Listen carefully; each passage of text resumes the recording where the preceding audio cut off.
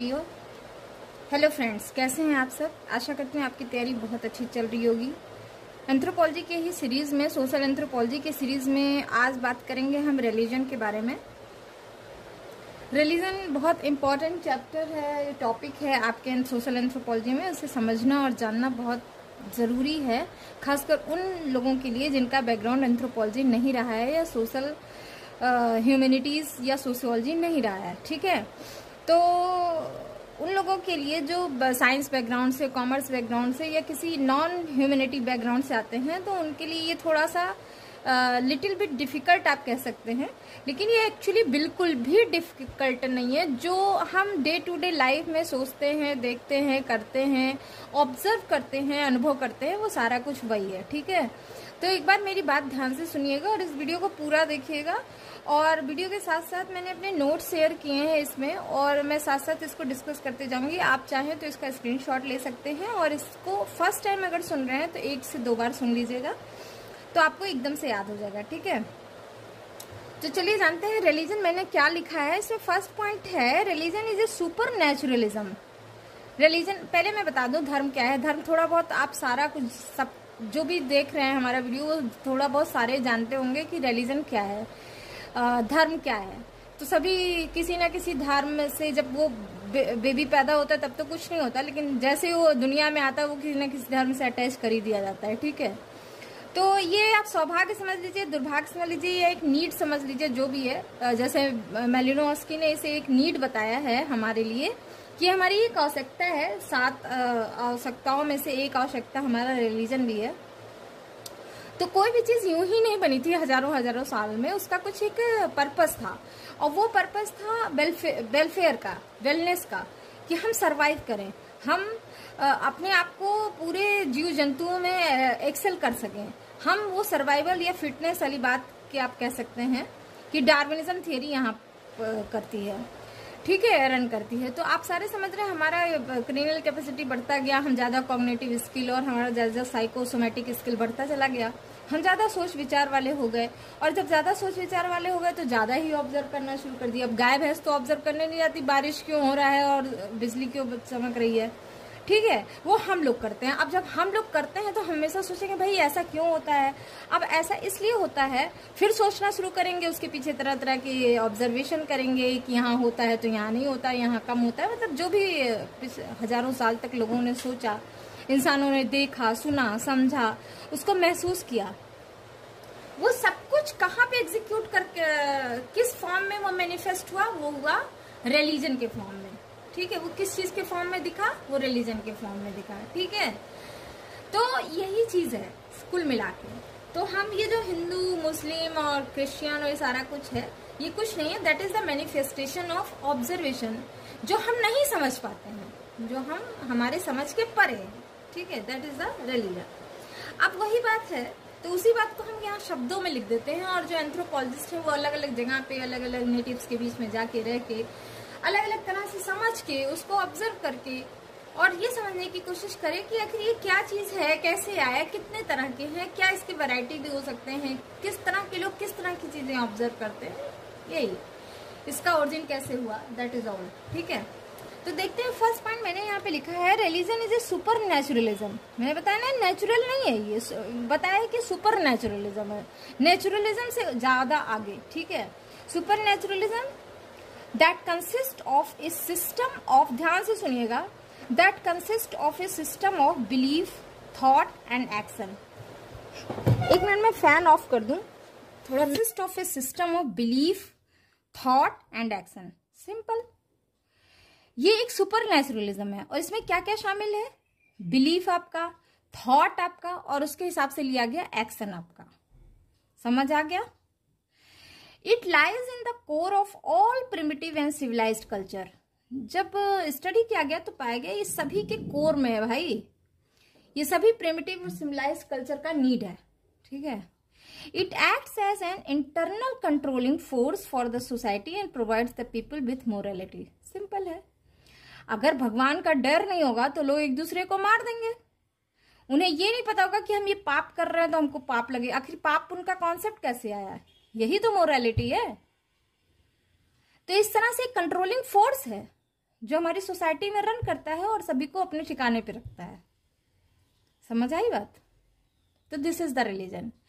Next point है, a religion can neither be defined in terms of particular faith और in terms of particular god. तो religion को किसी particular faith या particular god की term में हम डिफाइन नहीं कर सकते। Actually in fact there are a variety of religions and religious ideas. Variety of, हर 100 किलोमीटर पे एक नया धर्म, गॉड के अंदर गॉड, सब गॉड हो जाने क्या क्या। अभी तो एक सेकेंडरी गॉड भी हो गए हैं, जैसे ये आशाराम बापू और निर्मल बाबा जैसे लोग, दे आर सेकेंडरी गॉड हम कह सकते हैं। ठीक है, तो the first and foremost necessity is to examine the nature of supernaturalism. तो इसका रिलीजन का जो पहला और इम्पॉर्टेंट जरूरत है कि हम क्या करते थे कि सबसे पहले सुपरनेचुरलिज्म, जैसे बारिश क्यों हो रही है, बाढ़ क्यों आ गया, सुनामी क्यों आ गया, तो सबसे पहले इंसान ने ये सारी चीजें, सुपरनेचुरल चीजें थी, उसको ऑब्जर्व किया। ठीक है, क्यों रात में भूत निकलते हैं, क्यों चुड़ैलें होती हैं, लाइक दैट। ठीक है, तो दे आर स्पिरिट्स। तो ये जो रिलीजन है वो सबसे इसकी जरूरत या राइज कैसे हुआ कि उसकी नेसेसिटी डेवलप हुई कि आखिर ये कैसे हुआ। नेक्स्ट पॉइंट है, all religion essentially exhibit a mental attitude towards supernature. सारा रिलीजन एक्चुअली क्या होता है, एक मेंटल एटीट्यूड रखता है किस चीज के लिए, वो जो सुपर नेचर है, विच इज मैनिफेस्टेड। और ये किस फॉर्म में निकलता है, बिलीफ के फॉर्म में, रिचुअल। भाई ऐसा है, साईं बाबा हमारा सब कुछ कर देते हैं, तो ये किस फॉर्म में निकल रहा है, बिलीफ के फॉर्म में। और फिर ये बिलीफ किस में और क्या चीज से हो रहा है, रिचुअल्स हो रहे हैं। शाम को साईं बाबा की आरती की जा रही है, देयर दिस इज रिचुअल, क्योंकि साईं बाबा हमारी चीजें फॉलो, हमारी विशेष पूरी कर रहे हैं। समझ में आ गई? तो एक तो बिलीफ है और एक रिचुअल है। समझ में आ गई? तो रिलीजन में क्या क्या इंक्लूड होता है, beliefs and natural rituals. The belief is considered as the static part of the religion. Belief क्या है, स्टैटिक पार्ट, स्थिर पार्ट है। जबकि रिचुअल क्या है, while ritual is a dynamic part. इसमें हम कुछ कुछ फंक्शन करते हैं, तरह तरह की चीजें करते हैं, तो this is the dynamic part. Ritual comprises of different actions that aim to establish a connection between the performing individual and supernatural power. Ritual क्या होता है, रिचुअल के अंदर डिफरेंट एक्शंस इन्वॉल्व होते हैं, जिसका पर्पस क्या होता है, जिसका पर्पस होता है कि वो कनेक्शन इस्टेब्लिश करता है उस इंडिविजुअल के बीच में जो उसको परफॉर्म कर रहा है और सुपरनेचुरल पावर के बीच में।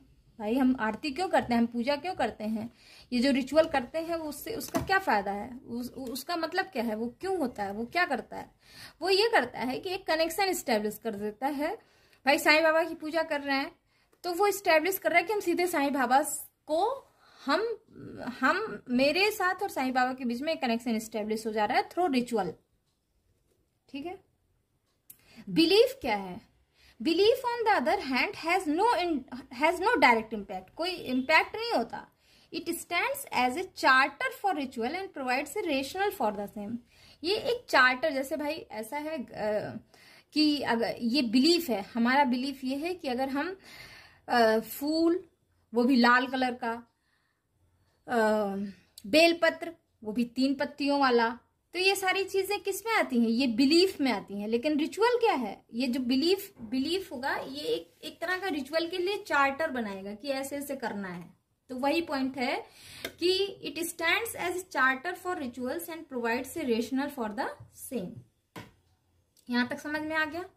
नेक्स्ट पॉइंट है, religious attitude are universal in all known culture. अच्छा, आज तक जितने कल्चर है भाई सब में रिलीजियस एटीट्यूड पाया जाता है। ठीक है।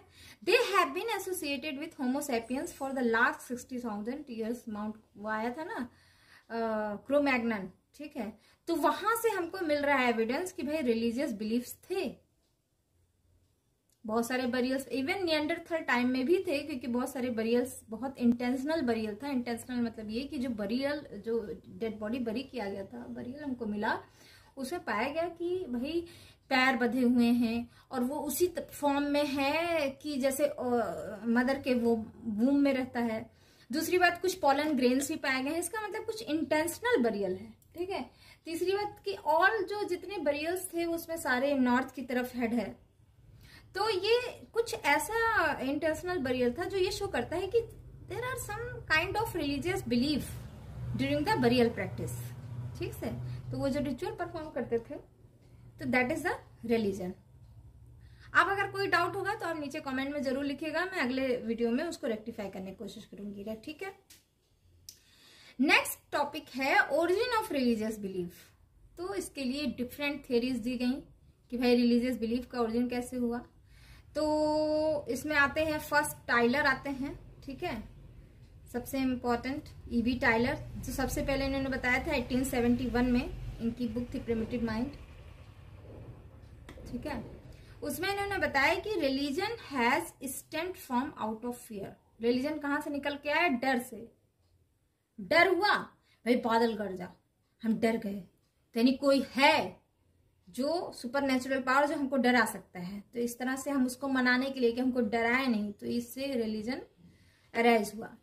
स्पेंसर ने क्या बोला 1920 में कि religion arose out of ancestor worship. Religion इस तरह से हुआ कि हम पूर्वजों का वर्शिप करते थे और वो हमको ब्लेस्ड करते थे, इस तरह से रिलीजन ओरिजिन किया। ठीक है, फ्रेजर ने 1941 में बताया कि magic as a source for development of religion. Frazer ने बताया कि जो मैजिक था, जो जादू था, भाई जो प्रिमिटिव या पीपल थे उस टाइम ये सोचते थे कि ये जो सारा कुछ हो रहा है हमारे आसपास, that is kind of super natural power, लेकिन वो एक तरह का मैजिक है। जैसे चिड़िया पंख फड़फड़ाई तो वो उड़ गई। ठीक है, हवा चली तो इतनी तेज चली कि बादल बरसने लगे। ठीक है, तो ऑल दिस काइंड ऑफ उनके हिसाब से कि ये मैजिक है, और धीरे धीरे ये मैजिक चेंज किस में हो गया? रिलीजन का डेवलपमेंट कर दिया। ये फ्रेजर ने बताया। दुर्खेम ने क्या बताया 1917 में कि religion as the most primitive of all phenomena. Religion सभी फिनोमिना में सबसे ज्यादा प्रिमिटिव था। ठीक है, मेलिनोस्की एंड ब्राउन ने बताया कि religion is associated religion is associated intimately with various kind of emotional responses, so it describe religion as an adaptation which dilute all stress and strain of an individual. Religion ultimately different kind of emotional response से attach था, इसलिए उन्होंने religion को इस तरह से describe किया कि रिलीजन एक तरह का एडेप्टेशन है जो हमारे स्ट्रेस और स्ट्रेन को डाइल्यूट करता है। ये मेलिनोस्की ने और ब्राउन ने बताया था, इसीलिए रिलीजन को एक नीड बताया गया, क्योंकि इंसान है तो उसको स्ट्रेस होगा, स्ट्रेन होगा, तो ये रिलीजन जो है एक तरह का एडेप्टेशन है, क्योंकि हर कोई कहीं ना कहीं से कोई एडेप्टेशन ढूंढता है। ठीक है, हर एनिमल, इवन आपको जान के इट्स वेरी अमेजिंग कि हाँ, इंसानों के साथ साथ पौधों में भी एडेप्टेशन होता है, और पौधे किस तरह से एडेप्ट करते हैं? कलर्स के थ्रू। ठीक है, सब्जियां, आपको पता है सबसे पहले गाजर ब्लैक कलर की होती थी या व्हाइट कलर की होती थी, फिर वो जब ऑरेंज कलर की हो गई, हाइब्रिड कराया गया, किसी ब्रिटिश गवर्नमेंट ने, ब्रिटिश ऑफिसर ने को शौक था गार्डनिंग का, उसने हाइब्रिड कराया उसको ऑरेंज कलर, तो लोगों को ऑरेंज कलर पसंद आया। तो ऑरेंज कलर आज वो प्रकृति में ही वो अपने आप को अडॉप्ट करते गया, और आज के डेट में ऑरेंज कलर का ही गाजर दिखता है। बहुत हो गया, थोड़ा ब्लैक दिख जाएगा, ठीक है, या रेड दिख जाएगा। तो प्रकृति भी अपने हिसाब से एडेप्टेशन करती है।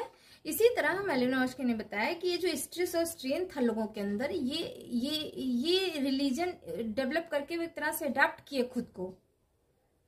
ठीक है, तो it is a various kind of emotional response.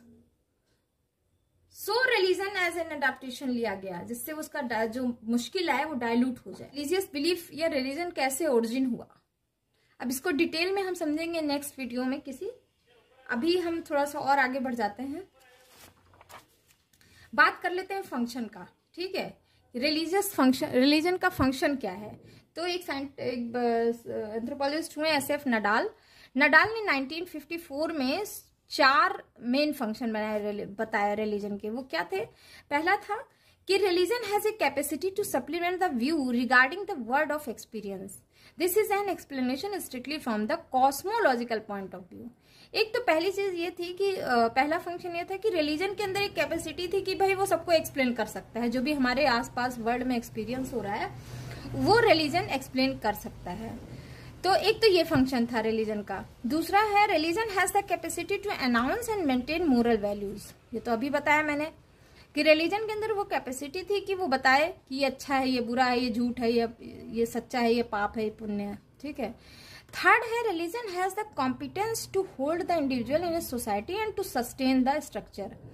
Religion के अंदर सोसाइटी में सस्टेन करने, इंडिविजुअल को सोसाइटी में सस्टेन करने का कॉम्पिटेंस दे देता था रिलीजन। भाई अभी भी देखिए, अगर किसी को मुश्किल आती है सबसे पहले भगवान के पास भागेगा, नहीं अगर उसको फेस कर सकता सीधे पहले क्या कहेगा, हम भगवान से, भगवान, अल्लाह, जीसस। ठीक है। फोर्थ फंक्शन है religion provide individual with specific experience and stimulation. Religion जो है इंडिविजुअल को एक पर्टिकुलर एक्सपीरियंस भी देता है। बहुत लोग कहते हैं ना मेरा थर्ड चक्र जागृत हो गया, मेरा ये हो गया, मुझे हनुमान जी दिख गया, मुझे ये, तो that provide religion provide individual with specific experience and stimulation. ठीक है। अब इसमें वेरियस कॉन्सेप्ट भी हैं, जैसे एनिमिज्म, एनिमेटिज्म, फेटिज्म और टोटेमिज्म। ठीक है। तो थोड़ा सा मैं यहाँ बता देती हूँ। एनिमिज्म मैंने यहाँ पे लिखा हुआ है तो साथ साथ बता देते हैं। एनिमिज्म जो था वो सबसे पुराना कॉन्सेप्ट है और इसे दिया था एडवर्ड ब्रूनेट टाइलर ने। ठीक है। It is a belief in the existence of spiritual being, कि भाई स्पिरिचुअल बीइंग्स हैं। All primitive people recognise some sort of subtle invisible inside each living body which initiate the activities of the individual. इनके हिसाब से क्या था कि हम प्रिमिटिव्स लोग ये मानते थे कि there are some spiritual beings रहते हैं। तो वो ये किस फॉर्म में रहते हैं उनके हिसाब से कि कुछ हर व्यक्ति लिविंग बीइंग के अंदर एक इनविजिबल कुछ है, एक इनविजिबल चीज है जो क्या होती है, जो विच इनिशिएट द, जो किसी भी, जैसे हम अगर जिंदा हैं हमारे अंदर कुछ एक इनविजिबल चीज है जो हमारी एक्टिविटीज को इनिशिएट करती है। अगर वो चीज निकल जाएगी, या हम कह सकते हैं आप जानते हैं हम उसको सोल, लेकिन पहले तो नहीं पता था। तो वही बात है, when the matter leave the body all activities of life are stopped. ठीक है। वो मैटर अगर छोड़ देती है तो सब एक्टिविटी स्टॉप हो जाती है एंड बॉडी बिकम स्टिल, और बॉडी क्या हो जाता है, बिल्कुल शांत। This unseen subtle matter is regarded as power. तो प्रिमिटिव्स थे, उन्होंने बोला कि जो ये दिखाई नहीं देता ना, इसको पावर कहते हैं, और इसी को कह देते हैं सोल, या कह देते हैं एनिमा। क्या कहते हैं, एनिमा। तो as dead people often come in, अब चूंकि डेड पीपल जो थे वो अक्सर उनके सपनों में आते थे और वो सपने में ऐसे लगते थे जैसे रियल हो। तो प्रिमिटिव्स ने सोचा कि जो सोल है ना वो इनडिस्ट्रक्टिबल है, उसको हम तोड़ नहीं सकते हैं, वो इटर्नल है, उसको वो हमेशा रहेगा। बस वो after living the body they becomes spirit, और जब छोड़ देते हैं तो वो क्या बन जाते हैं, स्पिरिट बन जाते हैं। And begin to dwell in certain places और things but capable of communicating with man. और फिर वो जब वो बॉडी को छोड़ देते हैं, वही बात है जैसे हम लोग कहते हैं आत्मा अमर है तो वो इधर उधर चलती रहती है, और जब छोड़ देती है, लेकिन वो छोड़ तो देती है लेकिन वो हर जगह जा सकती है और हर चीज के अंदर घुस सकती है और इंसान से बात कर सकती है in the form of dream. ठीक है। Almost all primitive group does care this soul.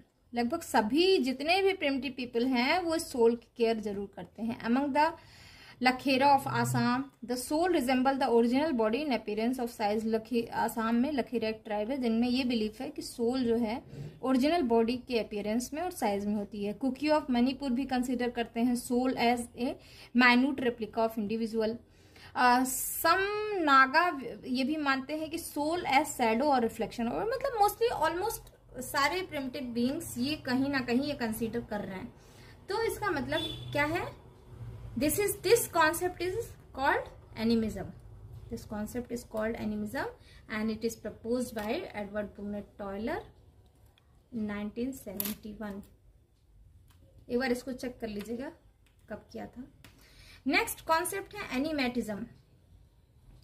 एनिमेटिज्म क्या था, कुछ स्कॉलर्स फिर आए, भाई एक कॉन्सेप्ट आता है तो हमेशा उसका क्रिटिक्स भी शुरू हो जाता है, तो वही बात है, कुछ स्कॉलर आए जिन्होंने टाइलर की थियरी को, एनिमिज्म का क्रिटिसिज्म दिया। उनके हिसाब से कि a pre animistic stage where the spirit were not suppose to be only those of dead man, rather each and every object was considered to have a life, so all of them were animate object. इनके हिसाब से कि जो living है वो animate है, जो non living है वो नॉन एनिमेट है। तो उनके हिसाब से क्या था, स्पिरिट जो थे वो ही केवल नहीं माने जाते थे कि डेड मैन से निकले हैं, जबकि हर ईच एंड एवरी चीज जिसमें भी जीवन है वो सब कुछ जीवित है, चाहे वो प्लांट है, एनिमल है, इंसान है, कुछ भी। तो एक नया कॉन्सेप्ट आ गया एनिमेटिज्म का। समझ आ गई बात? तो that is all for today's discussion. Thank you for listening. Bye bye.